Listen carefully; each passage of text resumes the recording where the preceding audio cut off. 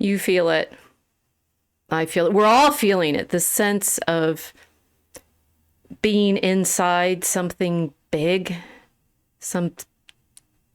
It's hard to say whether it's a story. It's more mosaic, a sense of meaningfulness, but not located in any particular place. I mean, the world has changed, right? We've all been feeling it since the election, that there's a different kind of, keep saying pattern. There's a different configuration of images and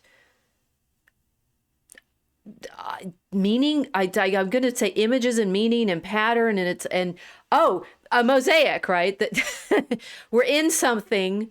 It's alive and sometimes looking at us, changing. Is it good? Is it bad? Is it something that we should be rejoicing in? Is it something we should be dreading? How do we arm ourselves against this? How do we submerge ourselves in it? What could it possibly mean? Well, we're here on the Mosaic Ark tonight to take you into the myth. Welcome.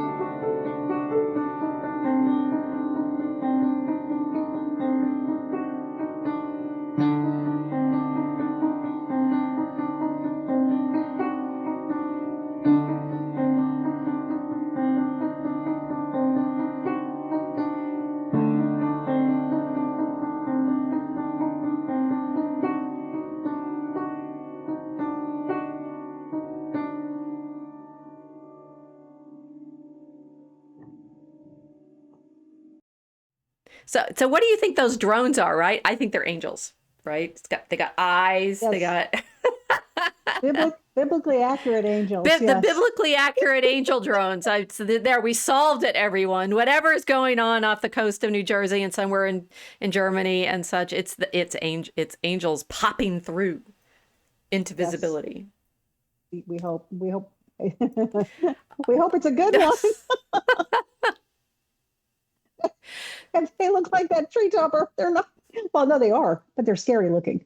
I don't know what you're talking about. We haven't shown them yet, right? Okay, so just guys, Sorry. she's leaping ahead. Is time linear? The thing that I wish we had right now was Manzi Pat. Well, God, what's his name? Right, the very cute Australian guy who's actually from England, who does I just know him as History Bay. History Bay. We have, and I will post it in my Telegram channel again, because I don't know how to save videos off of Instagram.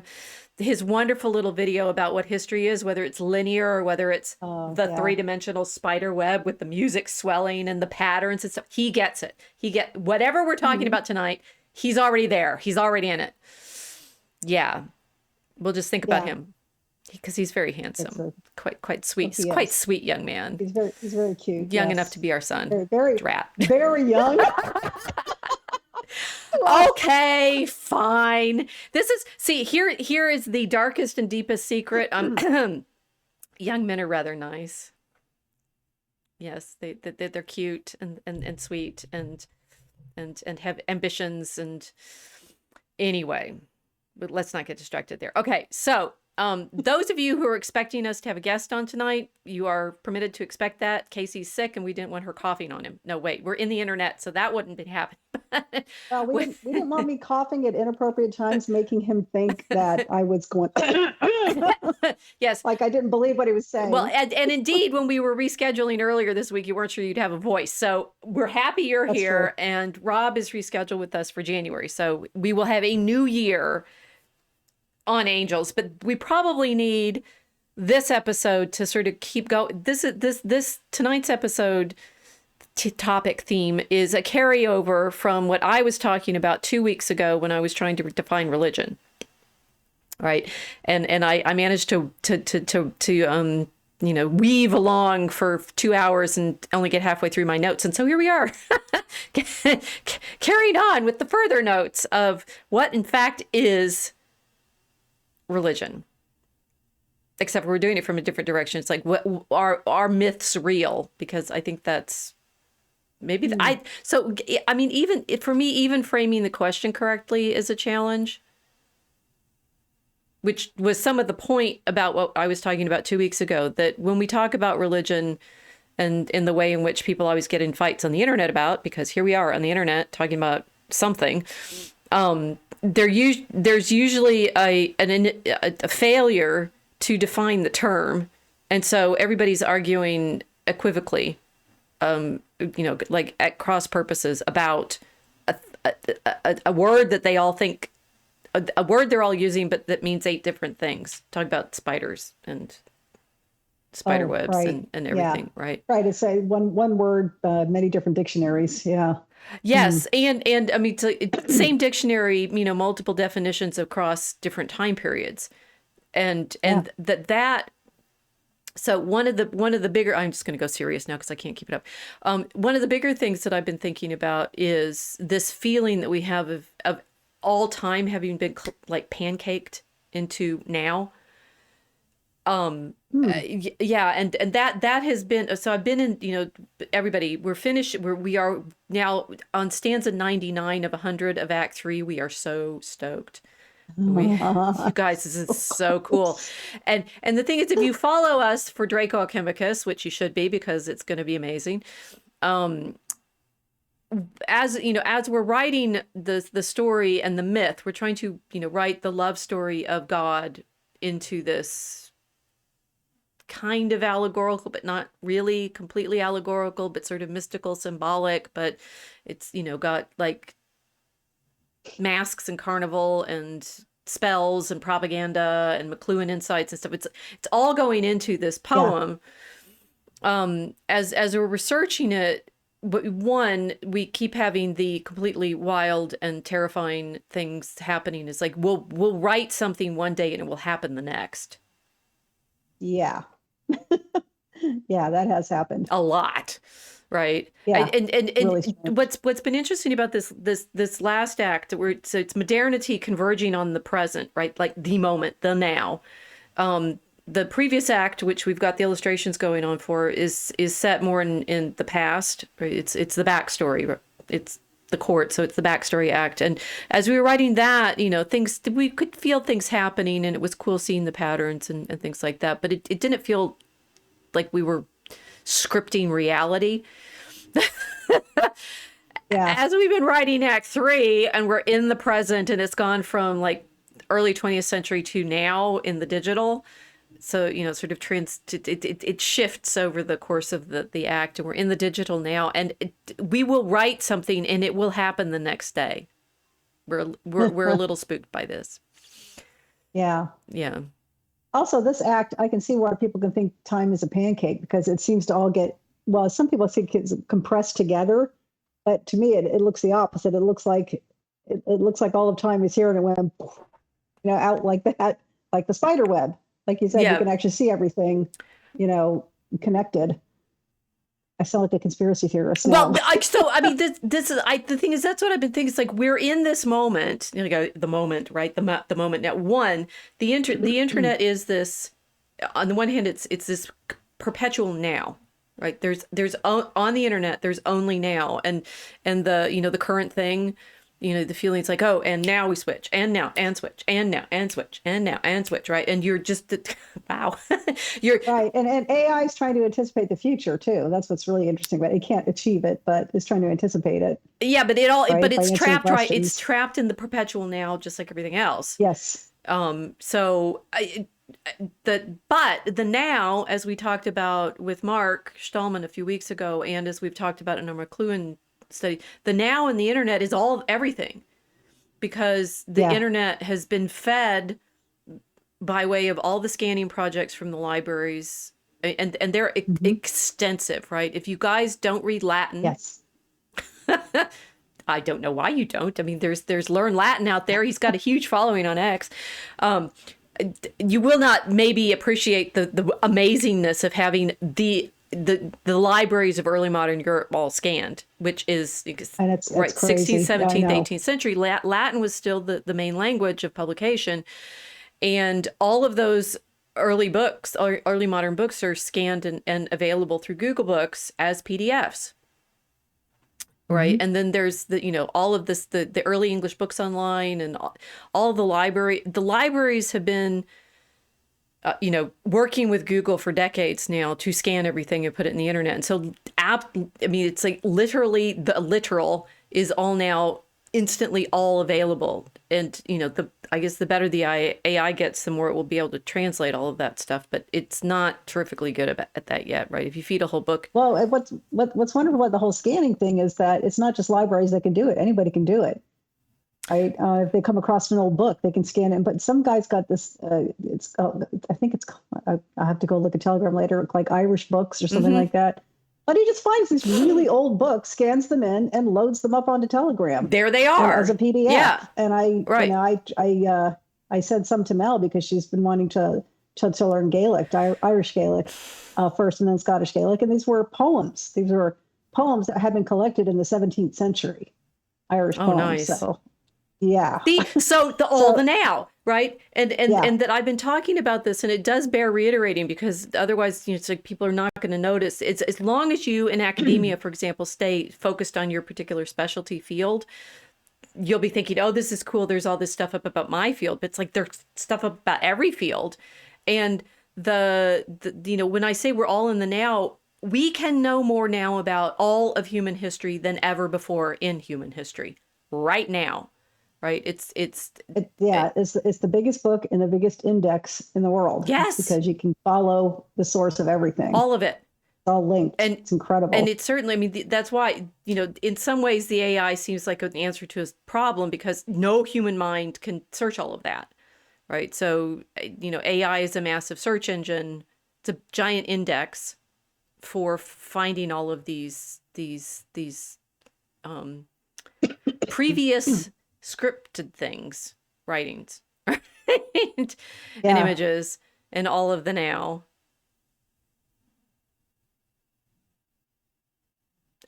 Okay, so we're that, right? Do we have that pancake feeling? But which the thing is, I think you're right, and this is we've gone through this in writing Draco Chemicus. That the first thing they go through is a wheel, which is flat, right? That's at the end of Act 1. And then in Act 2, they're all going for a crystal ball. So there's a 3-dimensional thing. Yeah. And then I think in Act 4, we've gone through 4 dimensions. Or Act 3, we've gone through 4 dimensions. It's in time and in this, the screen world that they're finding themselves like the in. Internet. Yeah, that we're trying to make it like the internet. I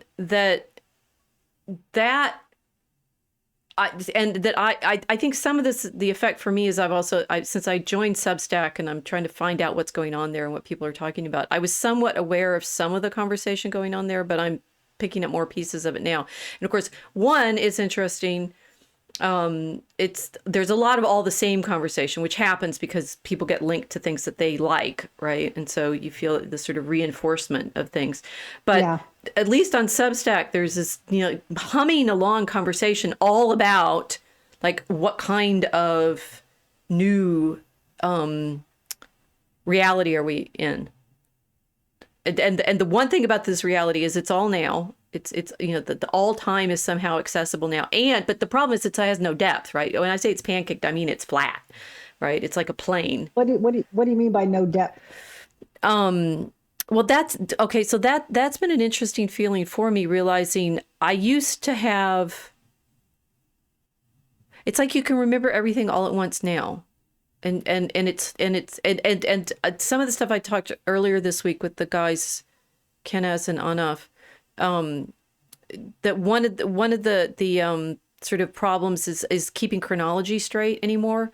Like if it's all available all the time, what does it mean to have something coming before or after something else? Like when you have. Well, that was That was the history bay guy, right? I got to Yeah, come up with a more respectful name you than you do that. have to. But It's his first name's I know I Patrick, need to I find a. think. Oh, Patrick. Okay, we'll call him Patrick. Perfect. So Patrick's Instagram video, when he was talking about the spider web, he said people think history is boring because they think it's this happened, then that happened, then that happened, then that happened. It's like Right, everything comes in a straight chronological line. He said it's not like that. It's like this and this and this and this. And he's right. They're all connected. right, It's like, the day the universe changed is every moment of every day. Something happened that affected something else, right. and they're all connected. Yes, and Yeah. he actually describes, I mean, very succinctly in a minute, very well, that one of the things in writing history and studying history is you find, as the now changes, the way we tell the story about what happened previously changes, and there's a McLuhan level to it of the media changes, right? But there's also simply as we see events play out, you understand better the effects of the previous events because yeah, Yes. Yeah. like You have an oh moment. Oh, okay, I get it now. right. And that, I mean, that one of the things that's happening right now is it feels like it's not 2016 all over again in the sense of Trump, is elected and stuff, but it's more the meme about saying, we had this first, the New Hope, and then the Empire Strikes Back, and now the Return of the Jedi. Yeah, That right. when you're in the Empire Strikes Back, you don't really know what the full story is. But now we feel like, oh, there's now, the Return of the Jedi. Now we get the fullness of the story, and it changes everything that happened before. Instead of being in eternal despair because the Empire is winning, right? It changes what you think that portion of the story means, and so I do feel, I think some of it is a more local thing. Is I feel like, and it was in one of the songs that Fox wrote, the 4 More Years song, right? It's like they stole 4 precious years. It's like, well, they stole 8, right? There was something between 2016 and 2024.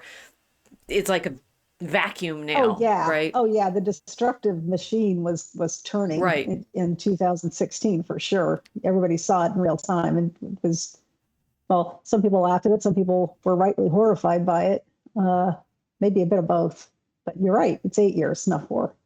Right. But it's like, how long ago was 8 years? And doesn't 2020 feel longer ago than 2016? It feels like 10 years ago. Yeah. It feels like 10 years. So I'd say there's this phenomenon, the temporal phenomenon, there's the knowledge phenomenon, and everyone's sitting in this feeling something enormous has shifted. And True. there's a lot of discussion right now about, like, okay, meaning and myth and reenchantment and wanting to Hmm. something. There's a something, right? There's this something that's happening. And um what it's surreal for me. One, I think it's, we're in our writing process getting to the end of Act 3 on something that we started 3 years ago, 2020, 2021. Yeah, Yeah, three. We 2021. started three Yeah. years ago. So finishing Act 3 in 3 years is pretty, this is intense poetry, you guys. Um, They're intense images that we're producing yeah, with the lines. yeah. Yeah. And then we give them to an artist to draw and they get even more intense. I know. Yeah, they're very good at what they do. Yeah, so it's like we are in Drake Alchemicus and the Dragon Common, we're generally working towards this reframing of meaning in some way. And then everybody else is doing it, and okay, that's our problem. That's, I mean, that's in the Yeah, ad for that is the today. It was like problem. It's like feeling ourselves inside this globe, and it's like you're in the snow globe, right? What's gonna? are we trying to get out? I'm not sure, right? It's like, are we Neither am in I. the snow globe, or are It's like a we, lovely or globe. are it's like we're seeing ourselves? Yeah. Anyway, Yeah. so we need to figure out how to do this, right? Yeah, I think most people look at the world, at least occasionally, especially over the last 4 years or 8 years, and go, "What? What's going on here? I don't get it." What you try to do through poetry is try to understand it. Try, not give it meaning. It's already got meaning. You have to find it. You're going to have to pull it out and understand it that way. I think that's the only way you could understand it. Well, see, you're making a huge assumption there, because there are guys who are fighting me on Substack already. Everybody fights everybody always, right? It's What are they fighting about? whether there's such a thing as meaning, right? I did a post that my Substack is collecting things. If there were no such thing as meaning, they wouldn't be fighting. Oh, very good. Well, okay, so my Substack, guys, princeandbarrettprayer.substack. I for the past, I realized I was coming in the middle of a conversation from a conversation I've been having in lots of other places myself, right? And I started trying to introduce myself and stuff. I'm like, this is ridiculous. And then I realized I had various orphaned posts from various places that I've reposted, because they were not all on Fencing Barrett Prayer, my blog. They were other efforts at starting new conversations that didn't go anywhere. Plus a piece on the Notre Dame fire that got posted originally on Catholic Herald and then vanished on me. So I reposted that. Oh. Yeah, they took it down. I think they had it just in their letters or something, and they took it down. Oh, okay. Okay, but today's post was, again, it's like 10 years old. These posts, and they feel topical now. Talk about collapsing of time. They're very topical. Yeah? They were. Well, I mean, Notre Dame just opened back up. Well, that one, right? yeah. But the posts like on, Credo, it's like, Getting Medieval, and this one, Thank God for Sin. All of those I wrote like 10 years ago, and they feel like I feel like in this, I can speak that stuff now. It's like, guys, I have been doing this for so long, and you finally caught up. Yes. Finally caught up. The world finally caught up with you. Finally caught up with me, so I don't sound insane all the time. Maybe a little bit. I don't know. I mean, it's so this sense of like, when did it all start, and how long have we actually already been in this? One of the posts I read today on Substack was saying, it's like, we've actually been living in this reality for about 50 years. I'm like, that makes, that fits with my, I'm 60, almost 60, right? But as McLuhan would point out, the effects of the new media are felt before the new media comes into its fullness, which is wild. And to a certain extent, our becoming aware of the phenomenon is long after the fact, right? Like, people with the printing press did not get what was going on for the first 50 years of the printing press. They only really started understanding how their world had changed sometime after that. When you say they didn't understand about the printing press, were you talking about the people who actually read books, or the people who generally didn't? It doesn't matter. I mean, as McLuhan points out, the new media changes the world. So this is, I think, with the internet stuff, people are very distressed, and they were very distressed when Trump, who was clearly ahead of the curve on everything, was using Twitter in 2016. Now, the way he uses it, everybody's just like more, it's not just people are habituated to it, it's they're used to scripted comments, and his come off as not scripted at all. I'm not sure that's true. They're totally scripted. His tweets are completely scripted. Right. But they come off as unscripted, and he's also playing to type, the typecast. Oh, yeah. That he was put in the script. Right. But it's a completely different way of a politician communicating, for sure. Right. And he picked up on the possibility of the media long before anybody else did. And so they were like alarmed. Oh, yeah, he did. There was a great little video. I shared this one on my X today. All of this is going to be references out from this particular conversation to all of our other social media tonight. You realize I'm on Telegram, I'm on X, I'm on Facebook, I'm on Substack, I'm on Gab, mainly just to advertise stuff. Social Galactic, if you guys are on unauthorized. Where else am I? I'm accidentally on Instagram via Facebook, but also there was a Fencing Bear Instagram that Fencing Bear herself used to put stuff up. The bear posts. Oh, right. That we are, we're referencing people that we see on the internet and stuff like that. This whole living phenomenon is happening, and whether you find it terrifying or exhilarating is a challenge. There is a weave in here. That this post from 2013 that I wrote about, thank God for sin, and a number of people quite rightly said, Felix culpa, right? It's like the one, it's freedom. We sin, that means God hasn't made us as robots. We're not robots. Right. We're not slaves. Right. We breathe and make mistakes, right? So there you go, not robots. And somebody in the Substack responded, God doesn't exist. And I'm like, And you right, and that's what I was saying about the argument. It's like the internet Yeah, exists God as doesn't this. exist. Yeah, prove to me that you exist, and then we'll talk. Okay, so this is the problem. That sort of, in what sense do we think of a Yeah. proof? Perfect, right? Right. What is the proof of reality? That's what we're actually talking about tonight. Yeah. A light topic. Just a light topic for a Friday. Hey, I prepped you for this. We got slides and everything. Okay, so that, but that's the thing, right? It's like, I mean, one, okay, Casey's been very patient with me for 4 years now, saying doesn't scan, right? Or maybe I'm just pushy and bossy. Well, your poetry has gotten a lot better in the last 4 years, and Thank you. we were doing this, right? It's like my sort of weird kind of, just like Trump. I'm just like Trump because I voted for him the first time. Where's my hat? Right. I'm not gonna squish my hair. Here, look, I've got the 2016 hat, right? Oh, Um, great. that we started with the poetry in the midst of the COVID nonsense. And Hmm. I started with all of this kind of put together the pieces of both the media and the experience and the knowledge and the patterns. And I mean, if this phenomenon is 50 years old, I was making collages out of 17 magazines when I was 10. Okay. So, right. This sort of feeling of trying to put all Was it Sean Cassidy?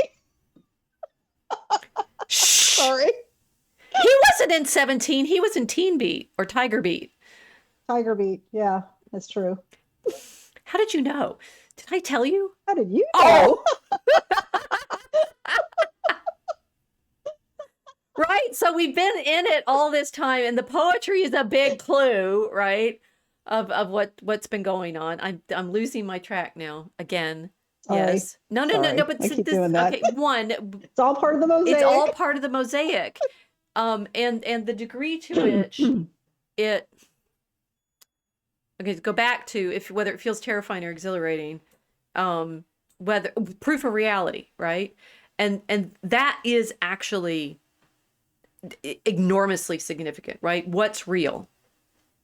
I would say in our ad for tonight, we're in the globe, right? It's like, are we in I mean, it's a matrix option, right? Are we in this, a simulation, as everyone loves saying? Are those drones out, in New Jersey just simulations and we shouldn't really worry about them because of that? Is there such a thing as reality that we are participating in, or is it all, a giant illusion? Consciousness is simply emergent from our somethings, and none of it's actually real. I mean, we're in a crisis of that level of metaphysics. Right. This is an old question. I can't. You'll probably remember. I'm sure you will. Are we just living in a dream in the mind of God, right? Or do we actually exist? That is, as well, but the sort of the sense of people are anxious about the internet because they're anxious that it's sucking everybody in. They're anxious that it is. It can be a huge time waster if you don't use it correctly. There's no. That's It's all true. now, right? It's like you can. And I realize I Well, also I get I need my fix of look at one thing, follow another thing, look at one thing, follow another thing, look at one thing, follow. well, I mean, It's right. how different is that from opening up a newspaper every morning with breakfast? Well, indeed, is it significantly different? I mean, I think it is. McLuhan would say the newspaper stuff does a similar sort of thing of leading you through all of these other Oh, places. and you pointed this out before too, the way it's laid out, right? Yeah, It's like picture here, headline here, big headline here, a small one here, go to the back page and know it's continued on page 24 and you flip through and you stop and you see something there, right. right? But it happens a lot slower. It's something physiological that happens with the flashing lights in your eyes and it's right in your brain. It's a different function. I couldn't tell you what it is, just know that it is. Well, so Mark Stallman would say the newspaper it's paper and it's printed with ink. And so that in McLuhan effects, that's going to create a different kind of environment. Oh, it is a different Yeah. environment for sure. Yeah, it's a slower one. Yes. I mean, one of the things, the light speed level of stuff on the Yeah. internet is important. But the people are incredibly anxious about the sort of the effect of being online a lot. Mhm. And the thing that sparked me off thinking about what we were going to talk about tonight, the conversations that are going on around the OnlyFans woman who did all of the did Oh, the poor sad woman. yeah did the challenge to have it's 101 men to have sex with 101 men in 24 hours, and then Yeah. had it and then did it with a documentary camera to document the experience of showing herself having sex with 101 men online. Yeah. Which most I mean, I don't know. I most people are going, this is horrific. Right? It is horrific. It's horrific for her, Yeah. I mean, it's for the men, it's horrific for a whole different reason. But you know, oh, I can't put into words how difficult that must be for her to have put herself through that, because you could just see the regret all over her face when she was being interviewed afterwards. She's going to And do it it was just, again. I know, I know, She and says with 1,000 she's going to men. keep repeating it until doesn't feel bad. And that's the lies. That it's never going to not feel bad. This is the same phenomena when rape victims, sometimes not all of them, will become promiscuous because they keep repeating the thing that made them feel horrible, trying to gain power over it. This thing that has had power over them, So I right? have seen that as part of the explanation that she said she used to think that sex would be special, and then when she had sex it wasn't, and so now it's not special.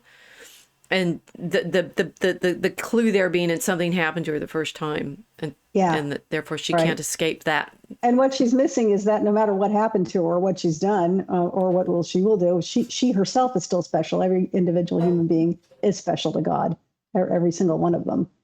And that's what people miss, and that's what's so incredibly sad. Right, but she's not. I mean, okay. So that I understand there have been positive responses. I mean, things. Oh yes, she hopes she. I mean, it's the usual feminism claim of, oh, you should be able to have as much sex as you want. Right, this is doomy feminism, and Yeah. it does no good for any woman. It's just physiologically, psychologically, spiritually, it's just not good for you. Well, I'm not sure it's good for It's the men either. No, it's not. But for the men, it's different. It's because we are different. Physically, we're different, Right. and emotionally, we're different. So yes, it hurts them. It hurts them in a different way than it hurts her. So.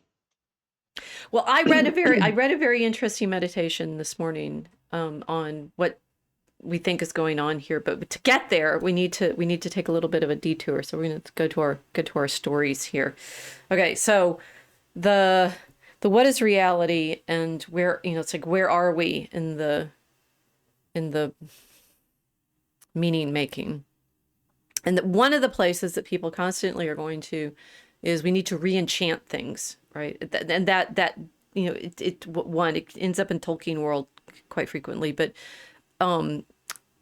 the sort of the usual way on the internet of suggesting that this should happen is by somewhat, usually by way of Joseph Campbell. I have a question. Okay. What do you really think of Joseph Oh Campbell? well, yeah. I'm gonna tell you. Um, so the one that people always are talking about, it's like constantly the hero's journey, right? I did read a very nice post today that was recommended via Social Galactic about how women do not go on the hero's journey. Yes, I couldn't agree more. We don't, but neither do the men. I mean, it's fascinating that Campbell's version of what the truth should be has become so sort of real for people. Talking about reality, right? It's like the That's a perfect way to put it. Campbell's vision of what the truth should be, not what oh it yeah. is.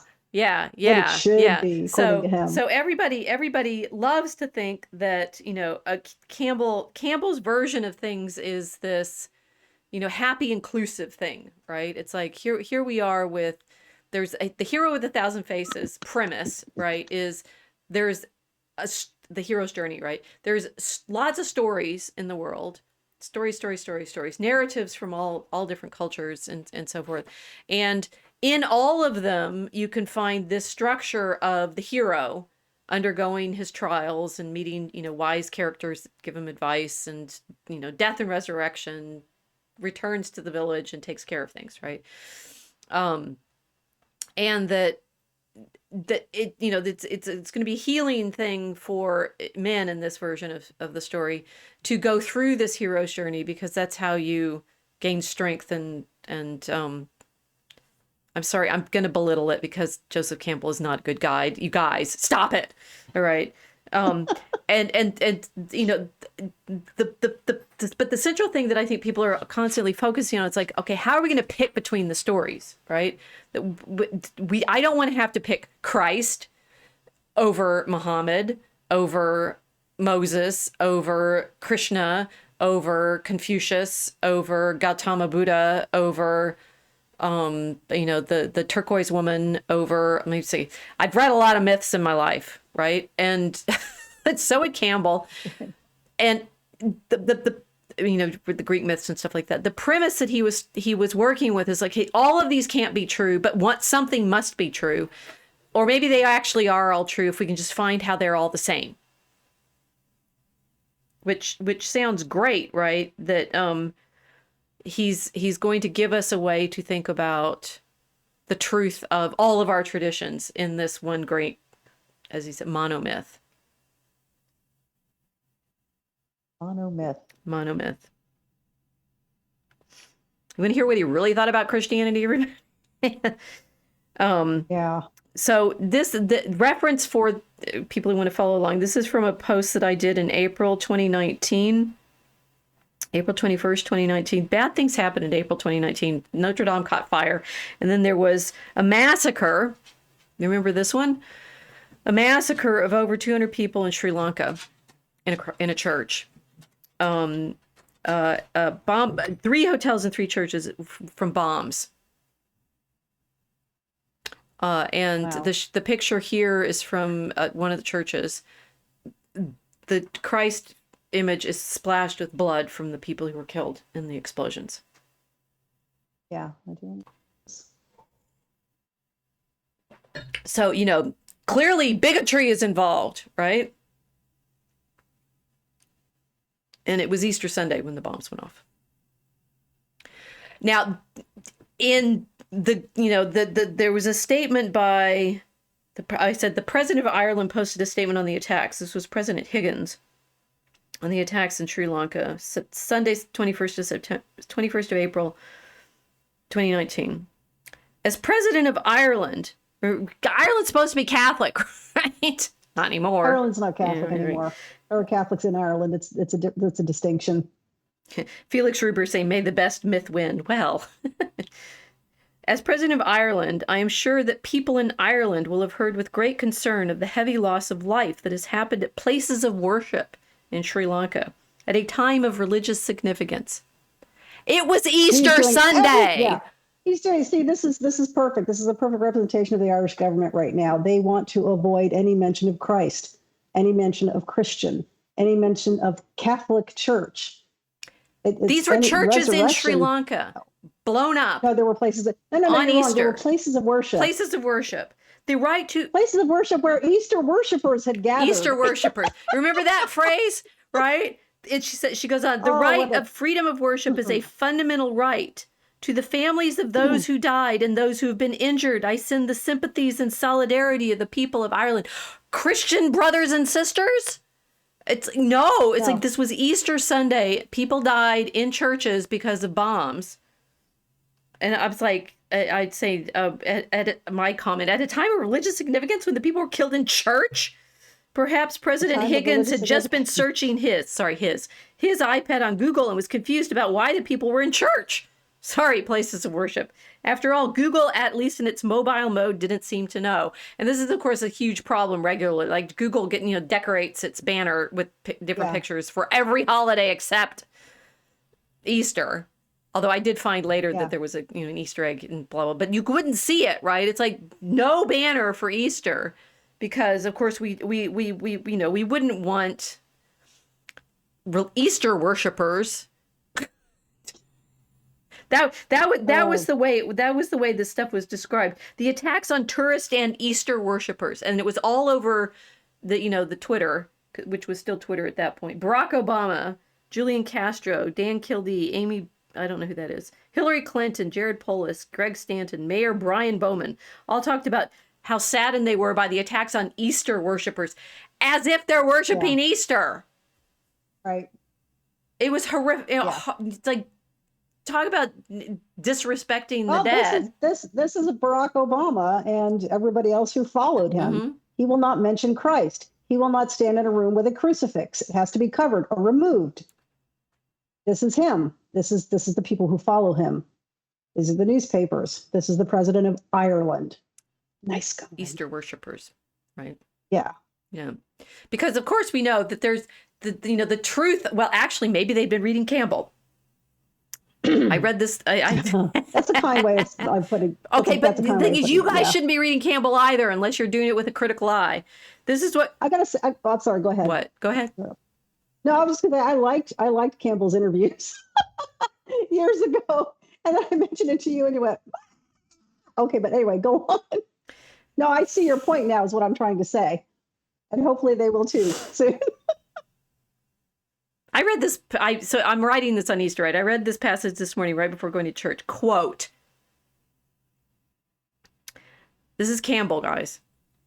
The recognition of the secondary nature of the personality of whatever deity is worshipped is characteristic of most of the traditions of the world. The secondary nature of the personality of the deity that's worshipped. Okay, right? Got that?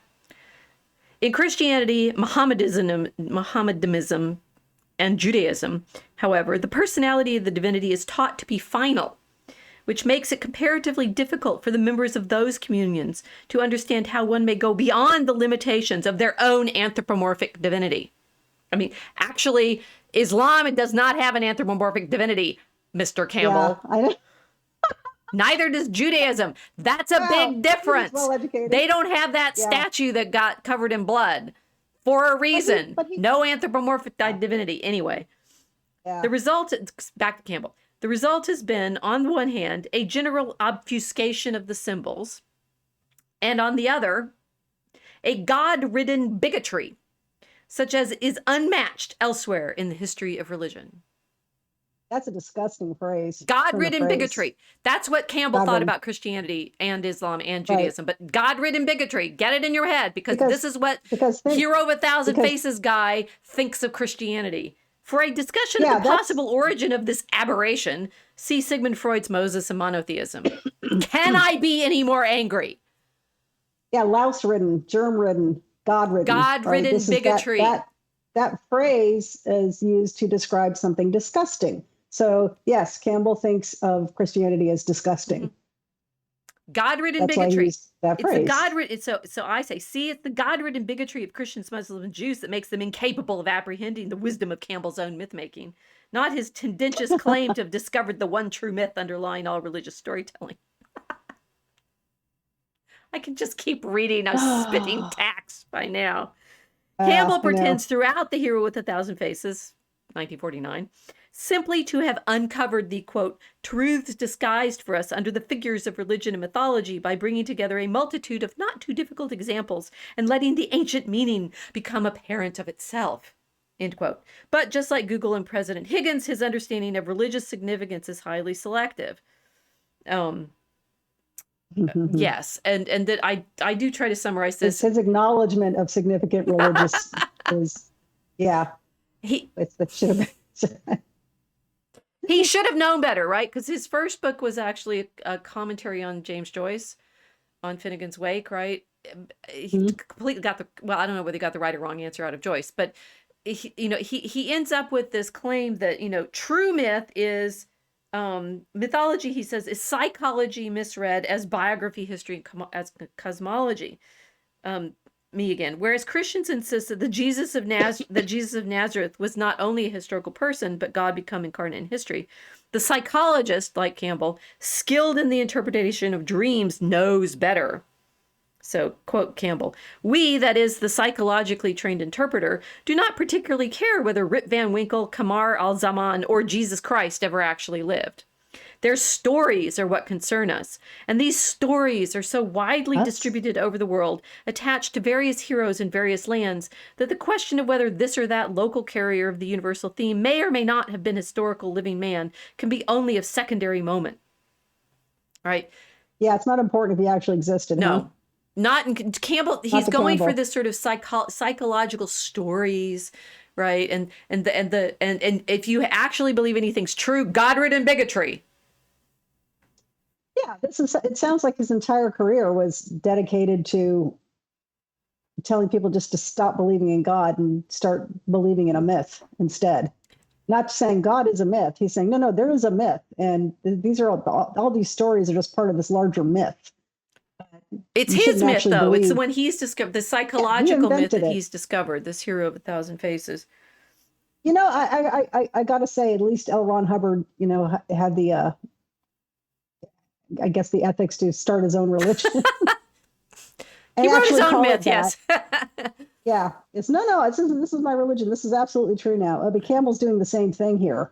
Right? Yes. He's trying to dismiss every religion on earth. Yes. While claiming to be above it all. Yes. And saying, here on a silver platter, here's the Yes, myth. I got a picture for that right here. Here he is with his book, so the internet. I have no idea where these other pictures have come from. They were served to me on the internet this week, right? This man with his feet sitting on a book with his feet on books, and this sort of yin yang kind of blue and gold swirl, and in the image, yes, just like Campbell's monomyth, and if you look at the images in the design, they're from all religions, right?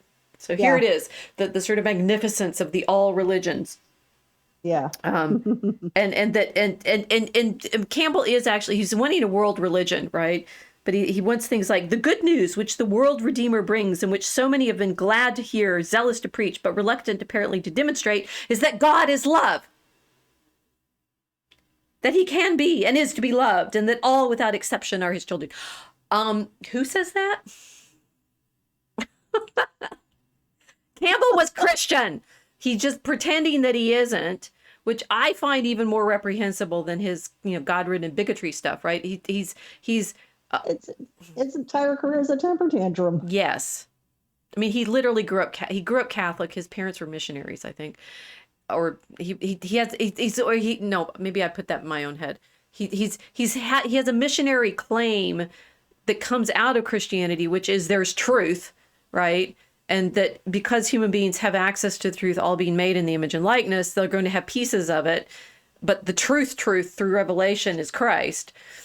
Campbell pretends that it's not, right? Oh, we don't really need Jesus Christ. And then, in fact, teaches Christianity. God is love, right? He can be, is to be loved, and without all except. The community today is the planet, not the bounded nation. You see, he's a globalist too, right? In this. Yeah. Bad nations, good but global. Hence, the patterns of projected aggression which formerly served to coordinate the in-group can now only break it into factions. The national idea with the flag as totem is today an aggrandizer of the nursery ego, not the annihilator of an infantile situation. Nor can the great world religions as at present understood meet the requirement. But I'll fix that, right? For they have become associated with the causes of the factions as instruments of propaganda and self-congratulation. The universal triumph of the secular state. He is writing in 1949. Okay, so the universal triumph of the secular state has thrown all religious organizations into such a definitely secondary and finally ineffectual position that religious pantomime is hardly more than a sanctimonious exercise for Sunday morning. 1949? That's when the United Nations opened in New York, wasn't it? That's good. Yeah, he was hired into a women's college during the Depression. And just when FDR was president. And I don't think, I never heard anybody claim that FDR was not a globalist. That the quickest way to do that was Wilson's way, get us into the war. Right. And that's what he did. And then the United Nations opened up in New York, all while he's creating his monomyth. Sounds kind of almost planned his career. Oh, I see what you're saying. Yes, maybe. He's been Yeah. fed to us. No wonder everybody thinks that his hero, the Thousand Faces, answers all the questions, right? It's okay. So now that I'm finished spitting tacks for the moment, I, I it, You spit them so well. Just keep doing it. it's so much fun. I no longer like Campbell, thanks to you. Good. No, I didn't say I had not read his book. I just watched the interviews and I thought it was interesting because he was talking about myths, and I love discussing myths. Right. If I had read that book, I would have been a little confused. Yeah, most people don't actually read the books. They just get the I never did. and so you could say if any, the people who are eager to cite Campbell do the same sort of wool pulling, right? It's like it's a bait and switch, typically. Yeah. Peterson. So She's gonna spit tax again. I have to read that book. Oh my gosh! Please don't make me. For your sins. Oh, not. I read the Bible for my sins. Come on. So backing off from this tax spitting, Campbell's reading Joyce. Finnegan's Wake is one of our touchstones, which Mel needs to read for us because she can read it and we can't. We have to catch up with her eventually. I can understand it. Something is going on, right? The sort of we were talking earlier about the all time of the internet, right? The now time, the collapsing. Obviously, these guys are sensitive enough in the early 20th century to be picking up on something, right? Campbell could not have. I mean, you can't get through Finnegan's Wake without being affected by this desire to have. I mean, Finnegan's Wake is a monomyth too, right? I was going to ask, did he know Joyce? Personally, I don't think so. No, but I mean, he did write the first commentary on the Wake, right? So Okay. that it's interesting about it. I was surprised because I just knew from the hero and other of his myths discussion, but he's clearly. I mean, he's like the crib notes for the cliff notes for Joyce, and if you really want the monomyth, it's Finnegan's Wake. Which is this mixture of all of the stories into one story, which is still actually Adam and Eve. I mean, the Wake is very much. It's like the fallen story without Christ. That there's a sin that can't be eradicated. There's the sin that HCE has, and the main character, narrator, protagonist that isn't.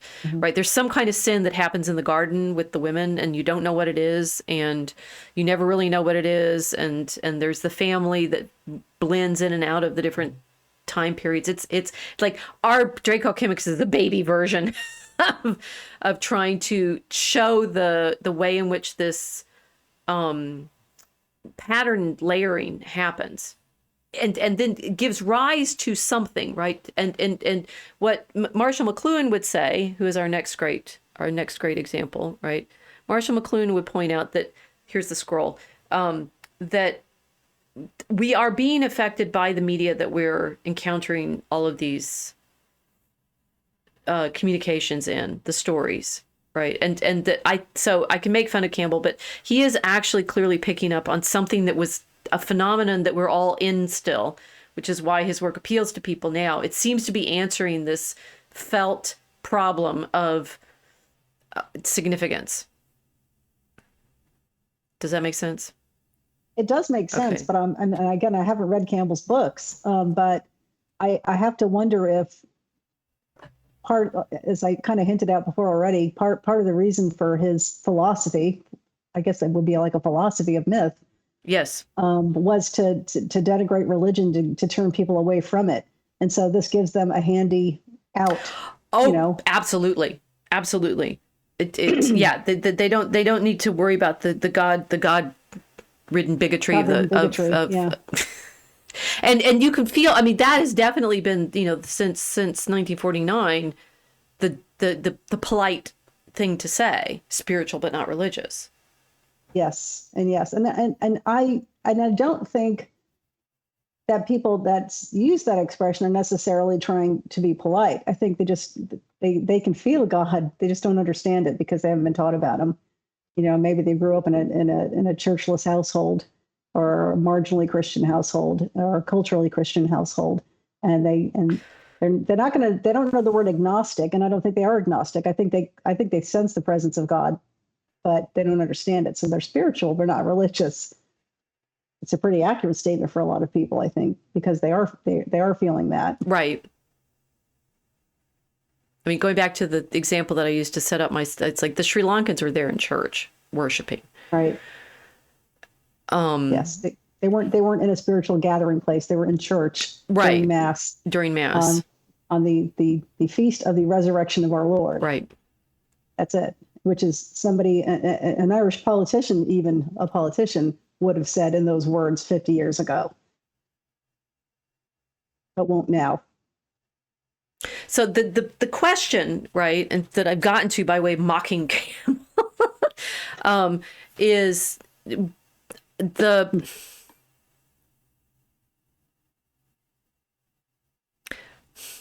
I thought of it when you were saying what you were saying.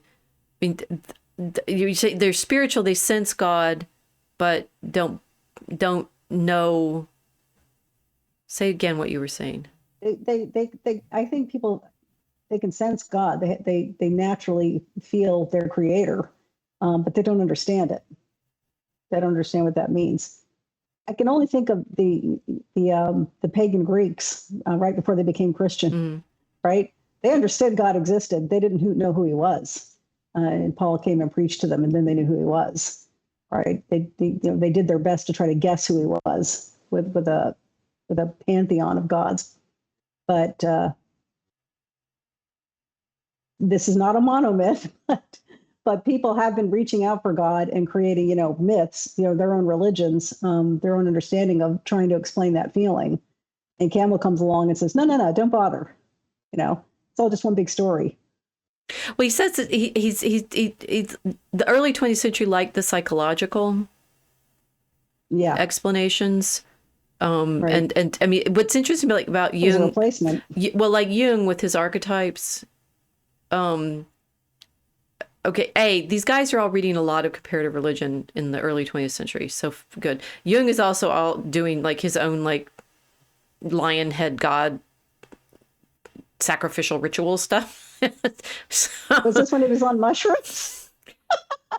And he had, this the reality of the archetypes and what are they? Well, do they exist or not? Can you inherit them? How do people know about them? I mean, this is it's an and obviously one of the things that was happening in the late 19th, early 20th century was thanks to the telegraph, thanks to the radio, thanks to the media that were available, suddenly all the parts of the world were connected. So there's the Victorian internet phenomenon of everybody being suddenly connected by electricity. That must have been amazing. That must have been just incredible. Well, it fueled the modern world in the sense of its insanity, right?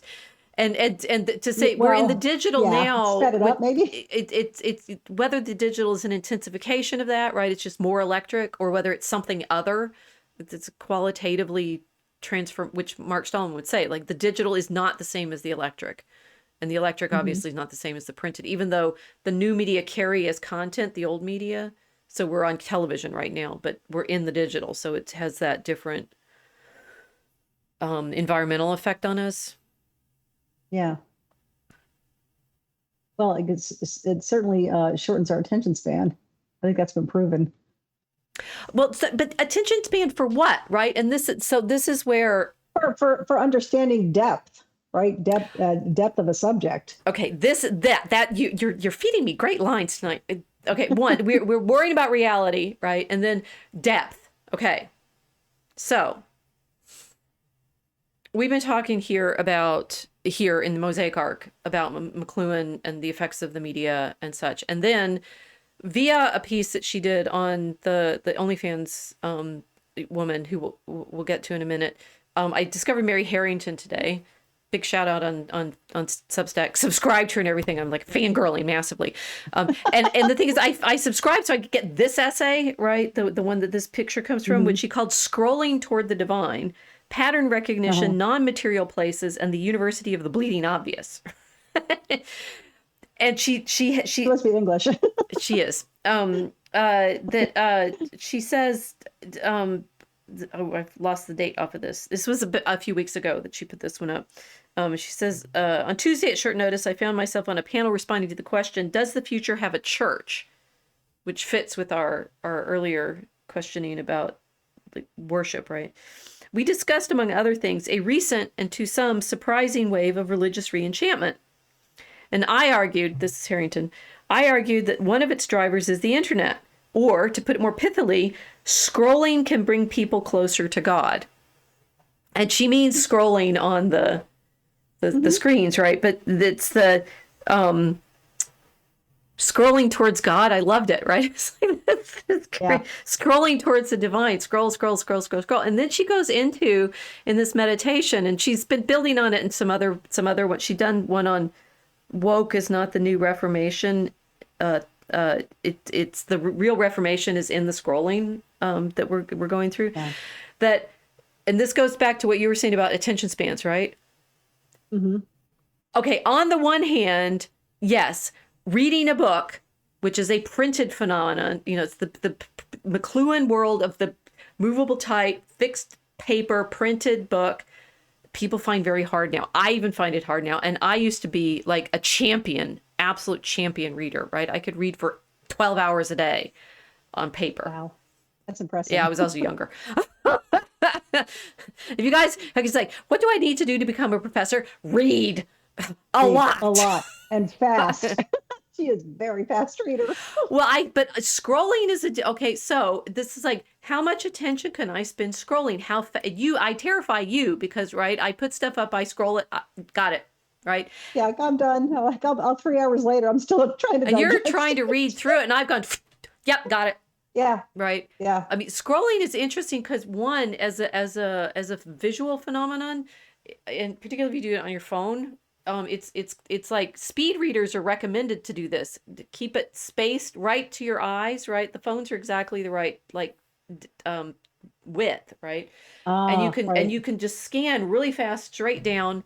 I did a speed reading class to be able to get through being an assistant professor, and the main thing they taught us was read down the middle of the page, right? Use your fingers and read down the middle of the page. So talking about the phenomenon has already been there. Speed reading was like anticipating the need for scrolling.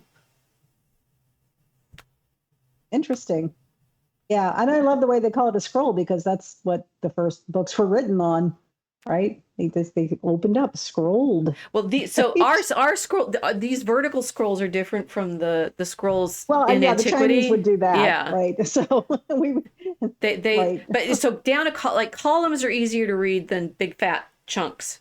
And if on my Substack you read my thing on talking numbers, numbering words, talking numbers, one of the things that Christians did in books, right? You can see it in this book here, this Bible that I have. Notice what happens on the pages. They're in tidy little columns, right? That you can actually read. It's a better reading format than a big wide page, right? Little. Yeah, it's true because you end up going like this and then you lose your place and you have to, yeah. I can see where it would be easier. Yeah. Right. So scrolling, keep the doggy scrolling, divine. No, okay. Anyway, what she's right about how we encounter everything. This is the problem of the internet. You can actually concentrate on it for a really long time and not remember what you've seen. Which is one problem because it's dreamlike, right? It's like you go from one. Yeah. It is like being in a dream. It's very Finnegan's Wake. Oh my gosh, right? It's like, can you keep track of where it was? Dream. And she says, she points to. She's been reading McLuhan too, so she's on the page with us on that. That McLuhan points out that new technologies do that: enhance, reverse, retrieve. Enhance, obsolesce, reverse, retrieve. And so we go from enhance. He says, I'll calm down, right? This is Harrington. The great 20th century theorist of technology, Marshall McLuhan, proposed a fourfold heuristic for analyzing how a given innovation changes the world. And understand that he also says these innovations happen before the technology appears. So the sort of learning to speed read scrolling like that is anticipating the iPhones. Oh, wow. Which I only thought of while we were talking. Yeah. It will enhance some features of our world and obsolesce others. taken to its logical extreme, it will reverse into something else, and it will retrieve older forms. She has parenthetically, she offers a reading of the contraceptive pill based on that heuristic. Harrington's published more on feminism and such, so I hadn't been following her to deal with this stuff. Okay, so she says, it's my contention that digital reading retrieves pattern recognition as a mode of sense making. Yes, she's absolutely right. That's what we've been experiencing. And that, what's interesting is like when we research for our poem, all that mattered that I burbled about at the beginning of tonight's episode, we do the research for Dracul Kimkus by surfing the net. Mm-hmm. Right? What are we constantly doing? Yeah. What did I say kept happening as we were writing right now? We write it and we see it the next day. Pattern. Yes. It's like, it's the, and all of the stuff, Telegram, thank you, Pavel, is a brilliant app for this kind of work because you can have all the scrolling of all of those different feeds. So you scroll, I see this, I see that, I see this, I collect it, I put it over here. You know, I feel like Diana in Discovery of Witches, right? Right. Tie the knots. That's also Deborah Harkness. We're fangirling you too. Huge. She's ruined my life. Casey's never coming out. I gotta keep watching. I'm obsessed with its show. Oh my gosh. Kudos. She was doing the same thing though, because they're both, Harrington and Harkness are both looking at early modern Europe, because I think Harrington did studies of English literature. She references that. And she talks about, you know, like in the Elizabethan era, you do commonplace books because you're collecting all your patterns and putting them in your commonplace book, right? And she has a great insight in saying that, you know, it used to be like cool and magical to find things, to put things that you found in common, and now commonplace, oh, that's trite and stuff. Yeah. Okay, so Harkness has this wonderful image of tying all the knots, right? This also fits, cool. Right? That we are, as we're writing our poems, finding all of these images. Here we need an image of the Whore of Babylon. Here we need an image of a goblet. Here we need an image of a crystal skull. Here we need an image of light. Here we need an image of the screens. Here we need an image of the song. Here we need an image of, you know, incarnation. It's like, okay, that's just telling you what we just wrote. That and it needs to be, so it needs to be also like, I've got this, I don't know where I found these, right? This hand with all of these like links and nets, and, you know, here's the digital, you know, God hand coming down and pulling. Right. It's the puppet. It's like the puppet master. All of the threads coming together. And what's interesting is like you scroll, find, collect, scroll. It's like our history bay, Patrick, saying it's all this great spider web that we need music, because it's also music, and it's all, you know. Yes. Music, it's music and mathematics and light and art and poetry. All of it constantly coming together. Yeah. It's pretty amazing. It's like magic, right? There's that image of the net and the tying. And again, in Harkness, there's things in the books that aren't as well developed in the television show, and things that they can do in the television series that they can't do we've learned this a lot, right? There's things you can do text, and there's things you can do in image, and the two need both. Yes. Yeah. Scott McCloud's Understanding Comics is right. Text and image together are a different kind of medium from either one by itself. Well, right. Think of a manuscript versus an illuminated manuscript, right? Yes. Yes, that's why I got interested in the comics, because obviously illuminated manuscripts are always playing on this, the visual and the visual of the text versus the visual of the picture versus the oral, the verbal of the text versus the networked all at onceness of a diagram. It all matters.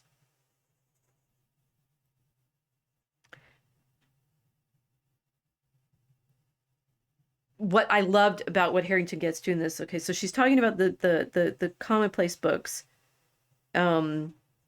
and how we don't really think in terms of books in that same way of. The different revolutions come along, and there's a big consciousness shift, right? She has this very interesting idea that our consciousness shift with the digital comes because the computer chips themselves depend on quantum mechanics. which I had not considered, right? It's like the wave and the particle stuff that Hans has been talking about and ethers are. Yeah. It's like all of it's happening. She said the digital revolution is bringing us closer to comprehending the wave and the particle. That's what he's working on. We'll have Hans back and he can talk about this, right? That Yeah. this and so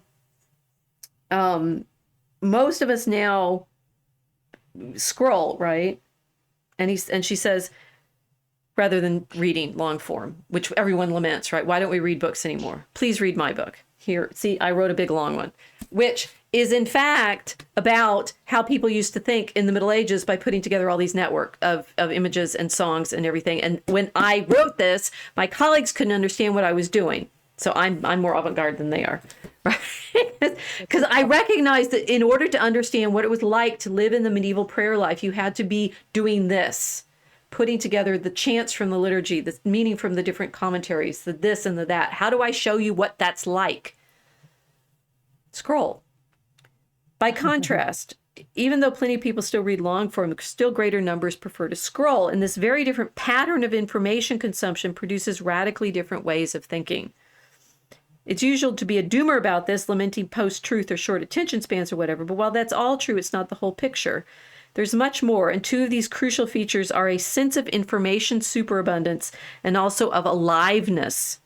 The experience of seeing the information environment mutate almost in real time. We've experienced that. When we write and we say, we just wrote this and it just happened. We saw it happening. We wrote it. We write it. It happens. I mean, it does feel magical. Yeah. And it's not always huge things like, predicting the Kentucky Derby. Sometimes it's just small things like a famous personality will do something. We just wrote that. What is going on? Yeah, because we're using the famous personalities as our influencers in the story, right? And so we do we pay attention to them to get ideas for what our characters should do. But then sometimes we write it, and then they do it the real person does it the next day. We said, what did we just do? So maybe we are witches.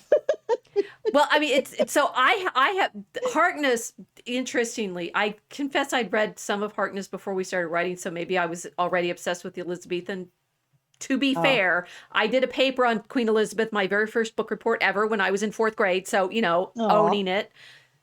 All of it. See, I know I love the Elizabethan. I love Shakespeare. Love. So nobody gets to own these. I mean, you don't get to own your field in the way that we used to, except for I get to be autistically obsessive about Mary. So back off, ladies. No. Academics are so possessive of our fields. Really? Yes. Mine. That's mine. It's very. Tolkien knew what he was doing with Gollum and the Precious. Okay. The aliveness. We're trying to get to the hand of Godness. The aliveness of all of this happening all at once, right? I've lost track of what I was thinking about. The Elizabethan. Sorry. No. It all matters. This is all, and it history bays. Another thread. The spider webs and stuff. Right. We make things happen when we write about them. Yeah. And yes. And it's alive and it's coming to life. What was I thinking about? You were thinking about the Elizabethan. The Elizabethan. Right. It's one of the time periods we went back to. Yeah. Oh golly, I just said the weave. It's interesting. Trump was using that term "weave," right? So that we're doing all this. I'm trying. Filament when stuff. he was doing that, I can't remember if he was doing that first or we were. Well, I think we were doing it, but he named it. So this is actually a problem of saying the phenomenon is there before people label it. And what I'm seeing in Harrington's piece, this piece that I'm reading now, is she's labeling stuff we've been practicing for years now. Right. We wrote that in that we wrote I am the weaver of the web in Act 1. So I'm pretty sure that was one of our lines. Did we? Well, I mean, so the web, the internet as a web is I mean, it's but the spider image though. But yeah, I mean, obviously we didn't invent that, but we were that was the anapestic trimeters that we were practicing. The arch spider of the interwebs. Oh, that was the one. That's an independent piece. That wasn't Act 1. They're all mixing together now. Well, they are. They do all fold in. This constant folding inness, the aliveness. I'm still obsessed now with what was I going to say about the Elizabethan period? that witches, right? Why are witches such a concern when they are in the Elizabethan period? And I'm wondering whether it has to do with this media phenomenon, right? Because as I talked about, I've been talking about the Malleus Maleficarum, which I'd read and found out it was about contraception and abortion, which is what Harrington writes about too. That anxiety of women contracepting and aborting is one that is specific to the late 15th, early and 16th centuries, right? We are obviously living right now in a period when that's the big problem. It's the reason that woman was able to have sex with 101 men in a day, right? Presumably she's on the pill. Either that or she's pregnant now, right? Yeah, or that, or she just she aborted it herself. That happens too, right? So and Harrington got. This is why we're going to get to this. Harrington had amazing insight about what the OnlyFans practice was, but it's witchcraft of a certain kind, which fits with the Elizabethan period. Is deeply anxious about witches, more so. It's like the great witch hunts that happens in the second of the Discovery of Witches trilogy. Also, well, anyway, Shadow of Night. That they're back there in the 1590s, and that's when the great witch hunts are happening in England. Maybe not the year they land in time, but they're, Diana, the main character, is worried about whether or not they're going to be witch hunts while they're there. And Matthew, her vampire, says, no, that's happening in the north. But it's happening in that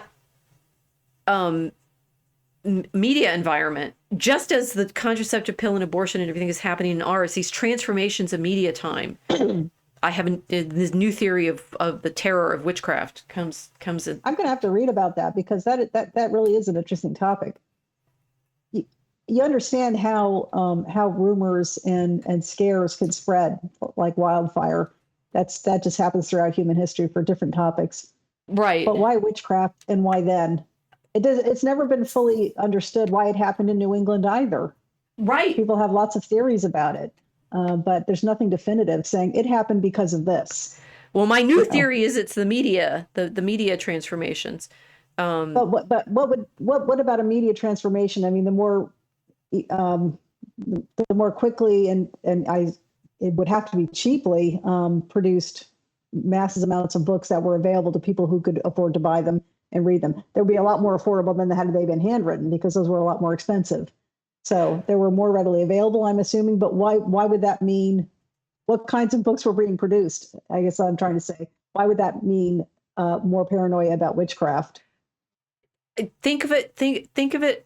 Just so this is how historiography works, in the sense that we go through something in our own time, and then we start looking for those evidence of that kind of phenomenon in the past, because you start recognizing these things you never thought about. And we're living through, I've been saying for years, of course, as a medievalist, you do this manuscript to print, right? And we're going now from we went from print to electric in the 19th century, and that caused great disruption of knowledge and feeling of reality. And that's where I'd say all of the stuff about comparative religion and the myth making and the psychology and stuff comes out of the telegraph age. It comes out of the anxiety, and all of the Marian apparitions also come in that period. The Fatima and You're Lourdes, right. yeah. I was several in France too. Yep. Yeah. Right. So there are these phenomenon of, and this is the sort of mystical problem for McLuhan fans. What? Right? Because every time you try to pin it down, it doesn't work. It's like nailing mist. It's the mist. You're right. I never thought of that, but it can't be a coincidence. So you have a change in technology, and suddenly you have all these explosion of myths, for good or ill. Both, right? Like witch hunts are ill, and mystic apparitions of the Mother of God are good. It's right, but it's still part of it. It's like two sides of the same coin problem.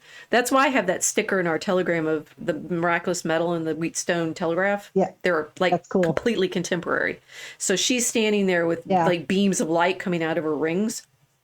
Right, where the shape is like uncanny. Yeah, and the right? shape it's like a triangular shape from the head down to the arms, and the rays going down the other way. Yep. So that's uncanny. It's pretty cool. I'd say the kinds of anxieties that people had around Trump and his defect on Twitter and X, Mm-hmm. right? That that's the where the it like the witchcraft is. It's unseen influences. How do you explain them? What is happening? Why do we have all these stories about? It's like we don't know what the drones are that are flying around New Jersey. We don't know what's true anymore. We don't know who's real in the videos. We don't know who's talking to whom. We don't know all of that. I think that obviously, I mean, the Elizabethan period has a lot of that same feel. If you one that Elizabeth is basically nuts, right? Was she? Yes, Was she? she's poisoning herself with her makeup, right? Oh, okay. And Right. That explains some her teeth things. are terrible because she eats too many currants, right? It's like the currants are particularly bad for cavities, and her teeth rot. So, and there's a definite difference between young Elizabeth, her personality, and old Elizabeth, because old Elizabeth, she was monstrous. I think Some things she the did. white makeup she wears has a bad effect on her. That makes perfect sense. Lead poisoning, it Yeah. causes brain damage. It could probably cause psychosis. And she's all I mean there's also it's like we're using the fairy queen to write Draco Chemicus as our like structural model, and we practice we never understand what we've just read because who knows what Spencer's talking about. That Elizabeth is bound up in all of this like propaganda and theatrical performance of her role. Yeah. All of these things are things, these are persistent human problems, right? As religion is like rulers exerting demonstrating their power, either through military power or performances, right? Of some kind of art and, pageantry and such. I mean, Trump, I meant to mention this earlier that there was Trump on X. He was, I think, preparing for a video interview, and I was looking in the monitor. You could see he was looking at a monitor and saying, like me with my drink here, right? It's like, Uh-huh. no, take that table away. No, bring it back. No, take the napkin away. Take that lid off he was like set dressing. He's directing. Yeah. Yeah.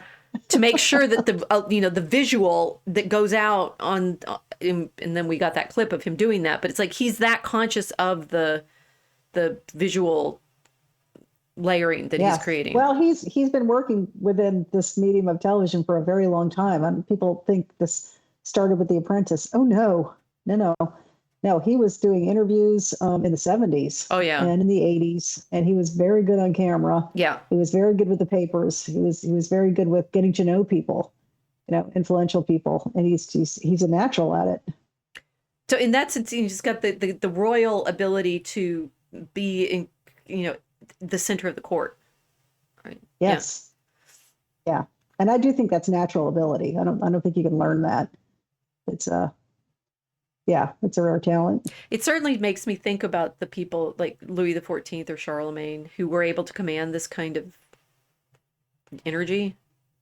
Yeah. Because guys just because they're born king don't have it necessarily. No. Yeah. Okay, No. so we're back to the weaving that we're putting in all of this, the weaving and stuff. It's alive, right? And so Harrington goes on. When you scroll, you can't possibly encompass everything. So you filter, you browse, you piece things together whimsically. Above all, you notice patterns. Yes, she did it. She described it. And if you do that enough, you start to notice that the patterns themselves are always moving. Anyone who spends meaningful amounts of time online, which is a lot of us, is familiar with the way ideas can take hold, spread virally, and seemingly come to possess the collective consciousness for some period of time. The now common term for such ideas is memes, right? And then she gives some examples of memes. So it's like going back to that. You scroll.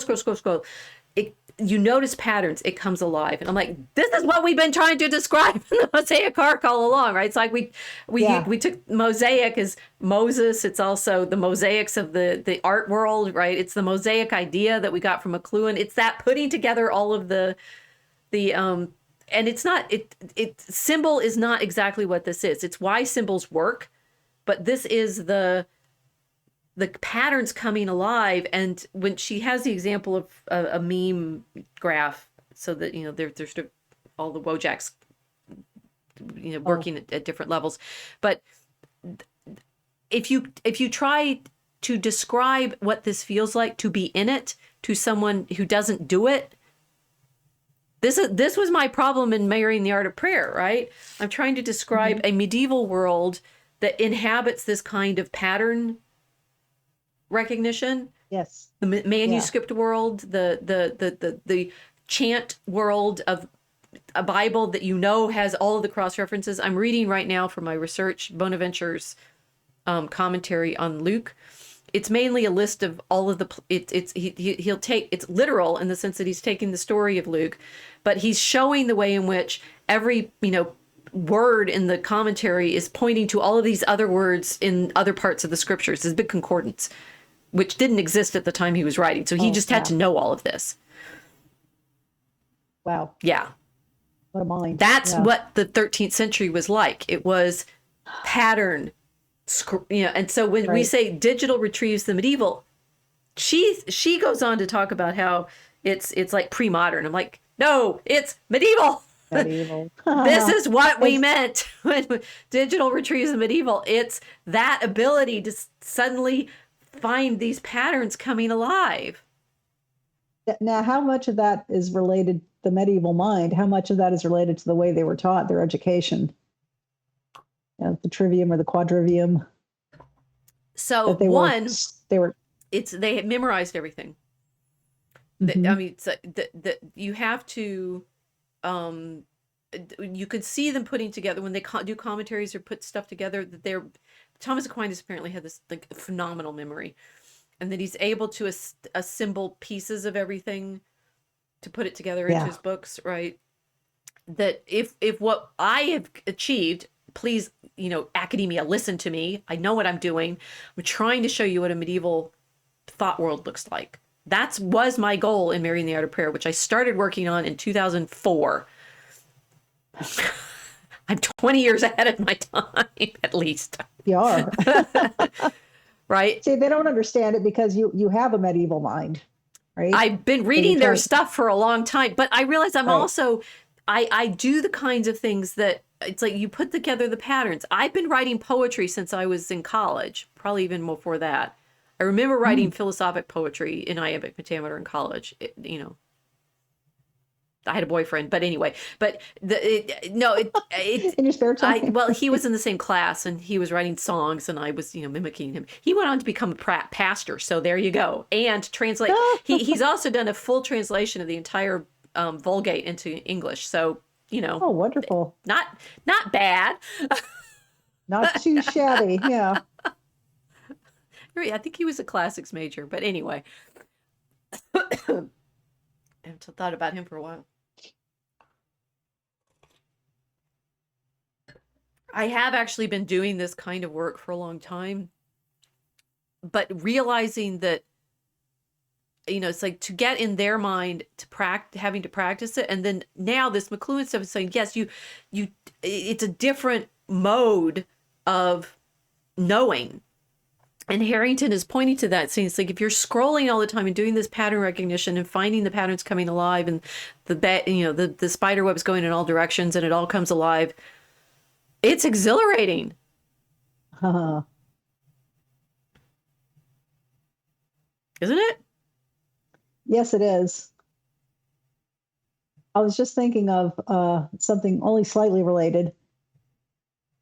If you want to remember something, you have to get a physical piece of paper and a pencil or a pen and write it down that way, because it's a different function of your brain. So I think the scrolling does something similar.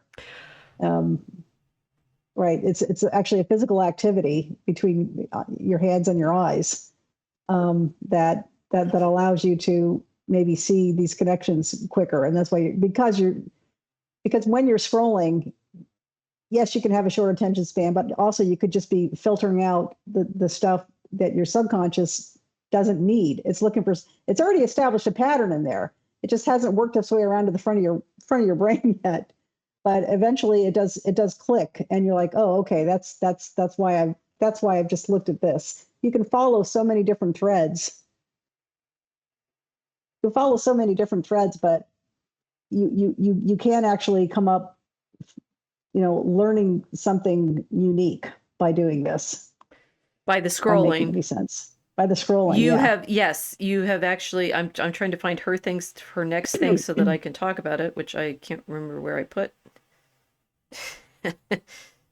Speaking of not being able to find the things that you So want to retrieve. about 30 years ago, I was having a discussion with somebody about whether or not you could believe something you read. And oh, how do I know that's true? I said, well, didn't it come with references? He says, whoever goes to the index and looks at references, I'm like, well, why wouldn't you? Otherwise, you wouldn't know it was accurate, you know. And his point was that nobody's going to do that. Now, the thing about the internet is it's very easy to do Oh, that. but people It still was don't. hard to, No. So yeah, they what don't, you were but they just can. saying that okay, one, the looking for references. Yes, I mean obviously that's why I became a scholar because the footnote. Oh my gosh, you can go Yeah, to a footnote and find more footnotes, right? yeah. The footnotes Yeah, talk to each it's a other. treasure. Yeah, it's a treasure Right? hunt. The great treasure Yeah. hunt. Yes. So I think, and this is I think here is an argument for you can use the internet well or badly, right? Just like you can Yes. use a book well or badly, whether or not Yeah, you can scroll through a bookstore or a library and just pick something off the shelf, look at it for 2 seconds, put it down, and just keep doing that. You can do the same thing in the internet, or you can stop, sit, and read. right. It's a giant library. So But what you were saying just now about writing things down, yes, the other thing I do is handwrite notes. And I have my leather books that I was showing off previous episode, I can't remember now, that I hand all of the sort of putting to, I do type notes in some contexts, but I also have always had handwritten notebooks that I'm either doing it, keeping a diary, which I did when I was younger, or it's artist's way doing free writing, which I did for a decade or so, or now, I always have a leather notebook, which they get nicer and nicer as I get older because I can afford it. Keeping notes of things that I'm brainstorming and stuff like that. And I think what you're describing is you need some kind of physical engagement with the stuff or you don't remember it. And certainly medieval bookmaking, I mean, the guys writing the books, the professional scribes writing the books were not necessarily the authors. I mean, publication was separate from composition as it is for us now. But that physical engagement with the tools does matter. The what you're saying there actually makes a lot of difference. But not everybody, I mean, it's like, okay, so I send out newsletters and put Substacks up, and it's like, I can tell from the newsletters we send out in DCR how many people click the links. What do you think the click the link percentage is in a newsletter? oh, I think it's pretty low, probably. High is 5%. Yeah.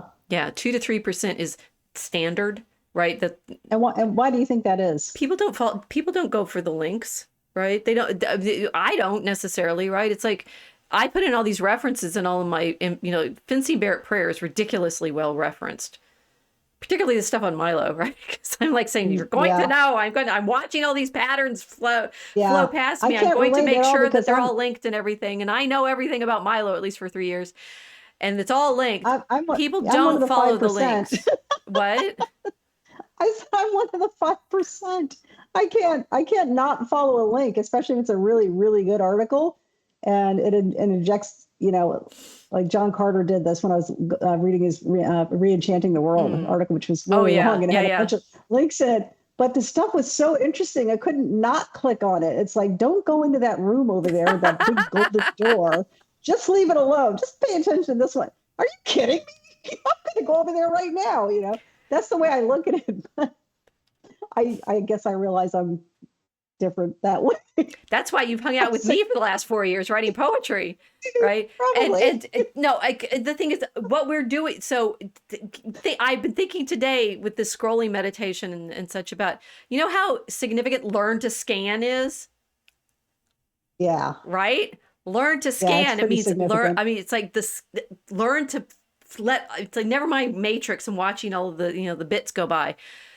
We're watching all of it flow past, and also poetry writing is very slow. It's methodical. It took us 2 days 2 days to write the most recent stanza because we kept having to fiddle with it, right? And Yeah, I'm not sure we're done. yes, we are. Worm and arm rhyme. Um, Okay. we have these great fights in our writing group. It's like, that rhymes. No, it doesn't. It should be a or the. I'm not sure. Yeah. No, wait a minute. I'll demonstrate for our audience. Say fire. How many syllables does fire have? Fire Five or at least. fire. Fire. Or is it fire? Five. Different dialects, different. It's like we're all writing in English, right? And we can't agree on how many syllables there Yeah. are. Yeah. There was one stevedore, right? You won that one because I'm like, it's Stevedore. stevedore, Yeah. isn't it? And you're like, no. Well, it's like, think about it like this, like the whiskey, Jameson. It's spelled Jameson. Nobody pronounces it like that. It's Jameson. It's not Stevedore. It's Stevedore. It says you, but so said the dictionary. So you won. So said my uncles who used to have that job. My grandfather's brothers. Right. So there on the one hand, there's this flowingness of going through all of the patterns and everything. And on the other hand, I'm not sure we're going to be able to get, no, we only have 20 minutes left. So to be continued, but we'll get through the hard part in a few minutes. That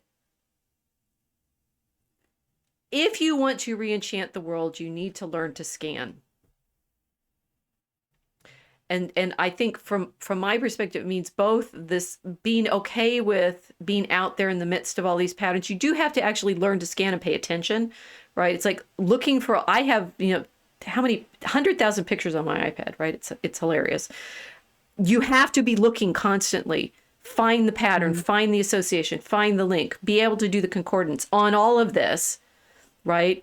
And then with I'm even more convinced after my Harrington reading today and thinking about this, how important poetry is, because poetry is the structure making of this scanning practice.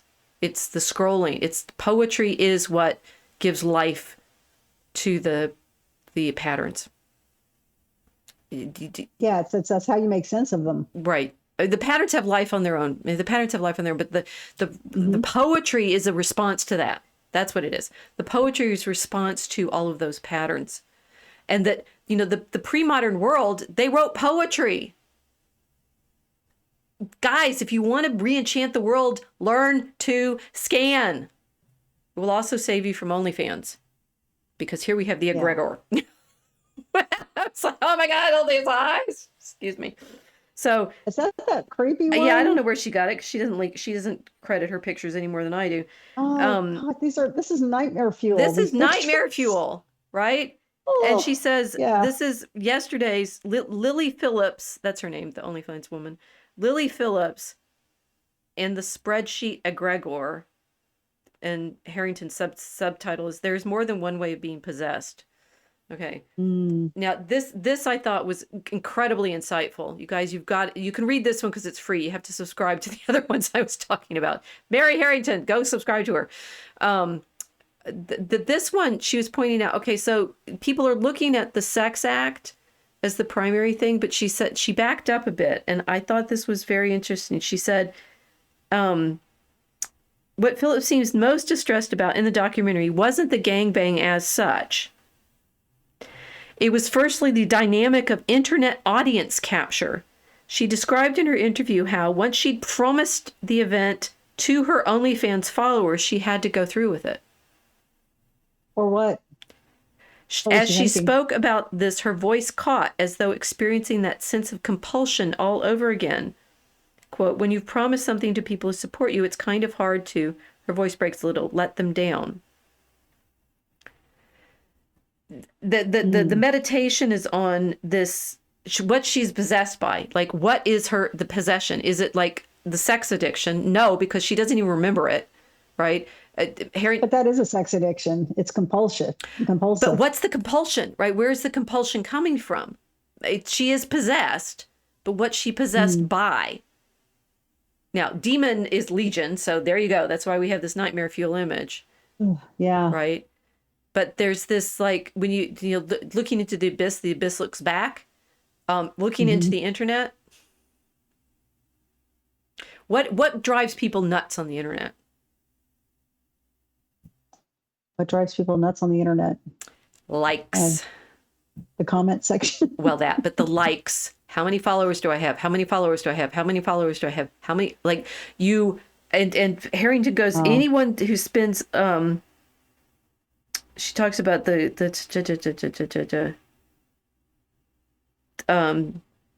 audience capture. She says more woo-woo term for complete audience capture. She said that you're working for your audience, right?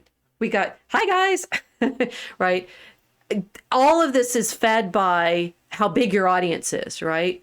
Are you anybody? Oh, it's how big your audience is. How many followers do you have on Twitter? How many followers do you have on Facebook? How many, views do you have on this video?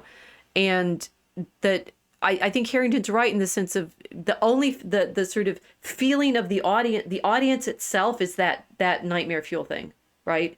All of those eyes looking at you, all of those eyes, which it's to a certain extent, since we can't see how many people are actually watching us, is imaginary. yeah, right. So what is she imagining? Or that it's actually real because we are actually being, or if it's robotic, right? If you become robotic, clearly all your fans are robots. We clearly only have human fans because That bots leave us alone.